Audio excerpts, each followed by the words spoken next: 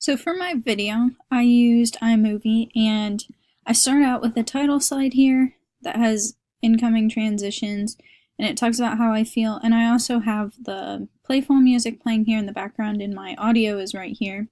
And I incorporated the sections of happiness, where I explained different ways that people can look when they feel happy. I explained different ways people look when they feel tired.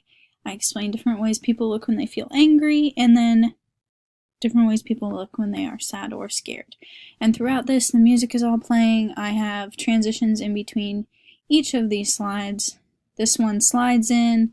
There is kind of a pixel module up here in the beginning.